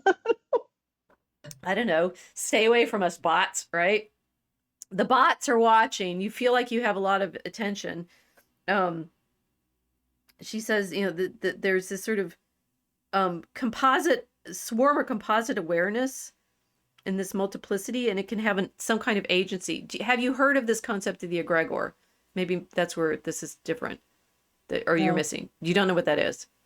No. Okay, so I first heard about it in a interview that Jonathan Pajot did with the guys on Lord of Spirits. I forget what their names are. Sorry, guys. I remember Lord of Spirits. And they were talking about, and I was listening to it while I was watching a screensaver of all these drone videos going over cities a lot. Right. It was wild. Right. So the city is an entity, right? There's a kind of sense that, like in antiquity, you have the genius of the city. We've talked about that, right? Yeah. So the genius of, Rome is Roma. The genius of Athens is Athena. The genius of Jerusalem is Zion. I mean, it's a standard ancient phenomenon. And they have that feeling that the city itself has a personality, a reality. Okay. And this occult term is egregor, right? But spirit, genius. Ah, okay. Right? That's interesting. Yeah. Yeah. Okay. The spirit of the city. The spirit of the city, right? So you can say, and Okay. I can say, like when the fires in the Texas Panhandle happened last February, the city screamed, right? It was 3,000, it's a small town where my ancestors were some of the original pioneers, my great grandmother. Yeah. I was worried about the people, but there were a few people that got caught in the fire outside of my son and my grandparents' town. But what I felt was the city being in terror, not the people, the city itself, right? Like there's this reality to the collection. This is it's like that song, "The Night Chicago Died." Yes. Chicago's a city, right? Yes. It's like, well, yeah, the city died that night, right? Right. It's like, how could a city die? It's just a collection of buildings. But you're no, right. there's something more to it. There's something more to it. There is. It's some people call it an energy, right? But it's even more than that. I think you're right. If a city's gone, you still miss it, right? You still notice its absence. Carthage is no more. Yes, but Carthage still exists. Yes, there's something. Yeah. Terry Pratchett has this sort of the gods or things of phenomena of belief, right? And they're little ones that trapped out in the desert that don't have enough believers. What happens to the angel of a city that doesn't exist anymore? Indeed, exactly. Yeah. And homeless angels everywhere. That just gave me this angel of I just had a really strong pattern moment of something. No, I don't remember what I was remembering. That's why it's like our cities are the entities and they're suffering right now. You can feel them suffering, and you can also. It's like it took me a long time to fall in love with Chicago. I fell in love with New York the minute I stepped off the plane. right? It was like Oh. very interesting. I loved the city. Immediately I got there. Mm. Los Angeles is working on me. I've been out there enough in the last year, and I'm starting to hear her, right? And it's like it's a real Mm. thing, right? It's like I know the Yes, it city. is. The city wants to be loved. Los Angeles wants to be Mhm. loved. She's drowning in um, you know, garbage and sorrow Yes. right now. But the city itself is lovable. Hmm. Okay, so Harrington is hypothesizing that this egregor phenomenon, the smaller version of it is all of the attention that people give to us in our audiences. Mm. And possession that Lily Phillips had was that her demon, Legion, possessed her to do that 101 guys. Yeah. Yeah. It's the community, my community, on my online My community, online right? community, right? Yeah. Um, Right. and that she talks about, it's like, why would you get attached to by one of these possessions? And it possibly is the trauma of her first sexual experience, but that here we said, um,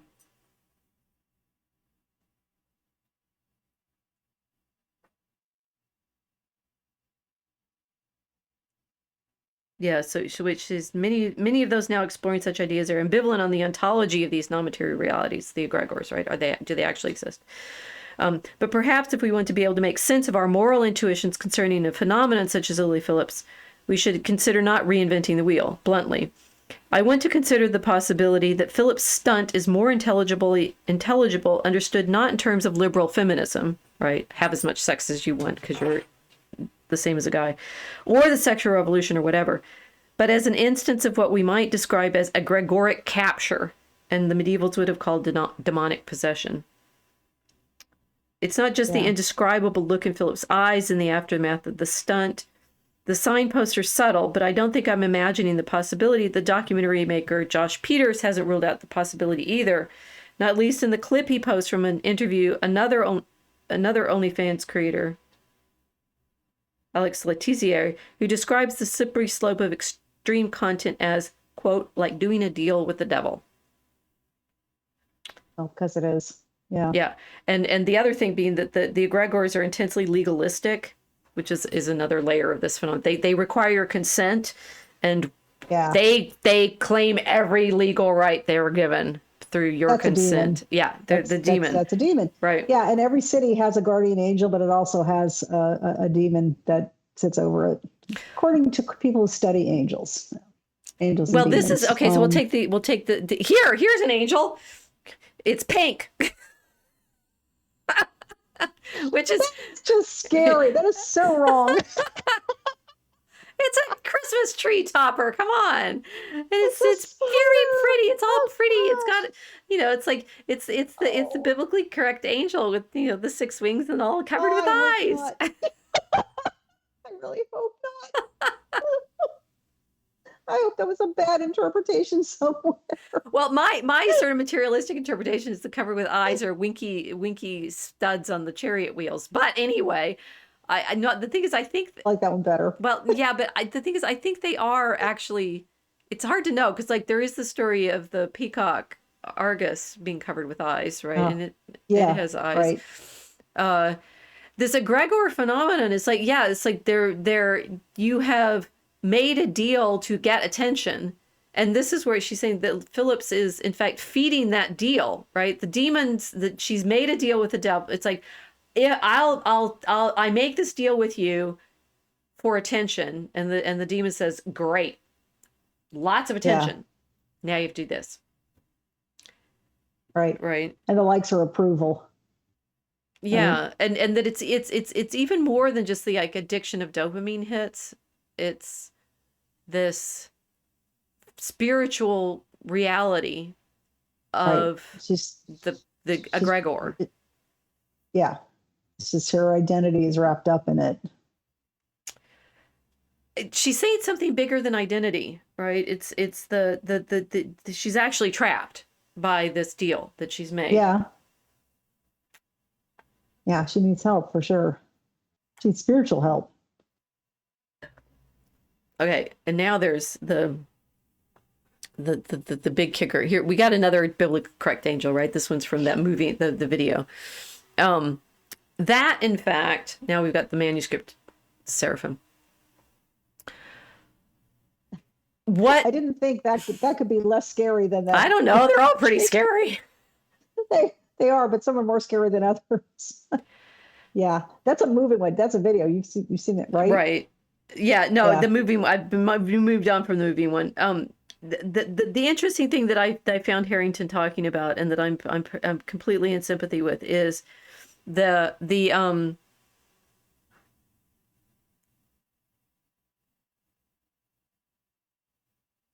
oh, Ephesians Brown, Lord of Spirits podcast is Andrew Stephen Damick and Stephen DeYoung. Thank you. Thank you. Let me see if there's something else, any more information that they've given me. Okay. Hi, Felix and Daydreamer. Okay, Daydreamer says fire, 3 syllables. Fire is 4 syllables. Some people think fire can have even 5, right? So it's 1 syllable, far. Fire. Far. Fire.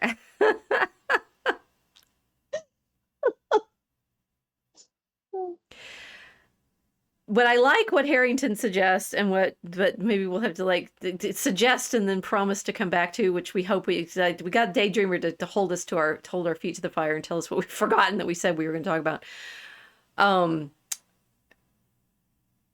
That the scrolling and the pattern recognition, on the one hand, I mean, it is bringing us, the sort of being online is putting us in this dangerous, I'll go back to the angel-eyed guy, angel character, is putting us in this dangerous situation that we can be attached to spiritual entities that in the past were considered obviously actually real, right? Yeah. The angel, the biblically correct angels are biblically correct for a reason, because you expect, these are the ones that are described in the scriptures. Well, I've got that book over there. Reminding us that at some point in the past, these were considered real entities, which Joseph Campbell, in his God-ridden monomyth, would suggest are psychological entities, but they are psychological in the sense that they can interact with us spiritually. And what's our mind, right?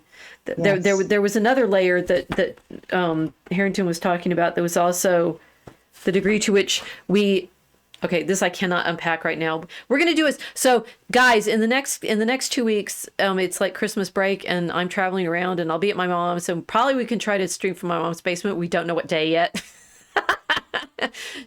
To be continued, ...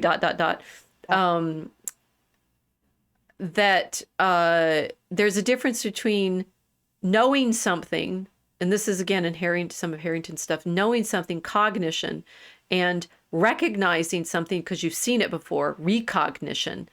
And that most medieval, I would say medieval, she would say pre-modern, most medieval thinking is recognition. It's recognizing things you've seen, which is a lot of what I've had to do in my scholarship, learn to realize that they're citing stuff they just know because they've heard it a gazillion times in the liturgy, or they've seen that text, and they're not discovering new knowledge, they're recognizing the patterns, right? So the pre-modern way of knowing is recognition.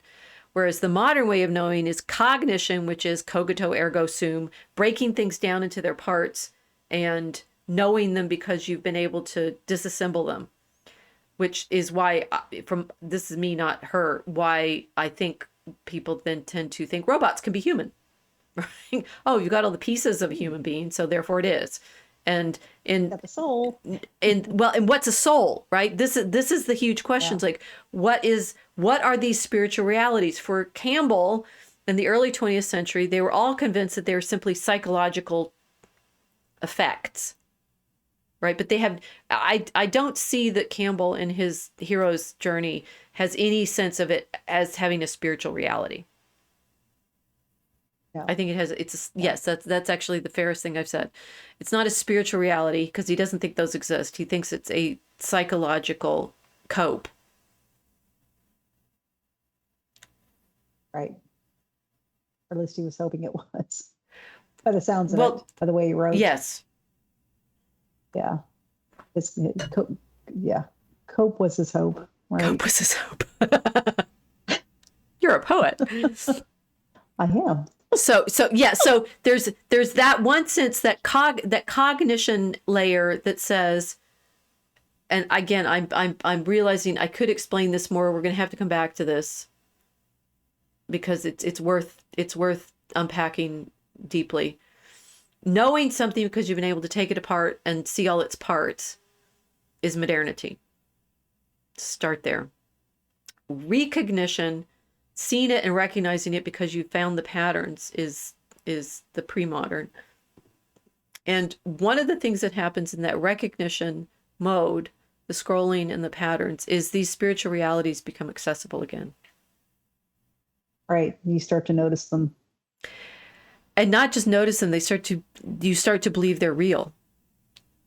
Mm-hmm. This is fabulous, right? On Harrington's part. It's like we say, learn to scan, and there's poetry, and how do you re-enchant the world?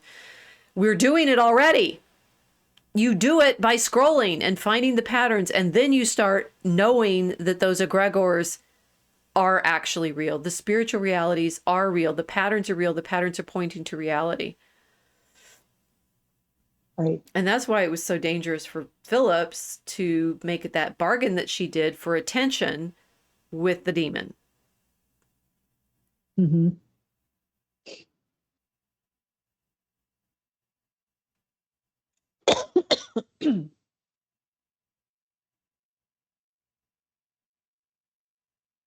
Caravaggio says, Merry Christmas. Merry Christmas. I seem to have froze. I froze or you froze? I froze. You froze. Oh no. Froze. At least don't have a goofy look on my face. I look pensive. You look okay. So you've frozen looking pensive, and we are now frozen in time at the end of our stream, right? With the thought that we need to be continued, think about what it means to accept that the patterns point to a reality. Yeah. Okay, so I'm going to unhumiliate you and rather than making. I looked worse on a frozen screen. No, you it's actually okay. look good, but I can still hear you, so I know that's okay. So we have Mel has been happily. I think we'll just make Mel guides the chat is what they're doing happening here. Say Joyce gets the liturgy. He does. Mel says begin again. Yes, we have to begin again constantly. Felix Ruber, Noel ete timere. I'm not sure what you're responding to there. I think he's saying Merry Christmas. I think so. Well. Oh, the Daydreamer figured out how to say fire in 5 syllables. Fire. And Mel is concurring that not voicing opposition is a complicit yes. Be not afraid to say no. Very good. Yes, Felix, right. rewrite until it's right. We're discovering the new mnemonics. You're good at this. Very good. Okay, so that you've been feeling that both on the one hand we're in danger is right, because we don't know what's out there, although we do because we know that they're biblically correct angels and some of them are fallen. That we are here in the Mosaic Ark sailing through all of these oceans and waters, and we're on the right path because we're in the Ark. That we're happy to have. It's starting to be confirmed over and over again. And that somehow, interestingly, the digital practice of engaging is recovering something that is very much alive. That's a wonderful thought to be having in Advent. Yes? Yes. Yes. Okay, so thank you guys for joining us. We will be back. We promise to try sometime over the Christmas break. We know we've agreed to do a New Year's Eve stream on the Tuesday, so you can find us then. But we'll be back in between times and watch all of my social media for all of the advertisements that I put out. Nobody ever clicks them, but there you go. Click. They don't. When I know. I mean, it's like, no, this is the problem. Everybody stays completely within platform, right? So Substack gives me lots of reads from Substack, but it doesn't come from anywhere else, even though I put ads up everywhere. And Substack very kindly gives you, like, what do they call it? Assets, right? To do little pictures so that you can link people to their posts that nobody comes from any outside platform to get to. Stop, guys, mini mansions are fine, but like, go visit. Right? Yes. Visit your neighbors. Visit your neighbors on the other platforms. All right, this is great. I'm glad we were able to do this because I think this will help a lot once we get to what Rob has been doing in his amazing time travel books and robots and stuff, because he's dealt with all of this stuff on a very fun level. But he's coming in January, and we'll obviously announce that. But That'll be fun. we will see you next time on the Mosaic Ark. Thanks for joining us.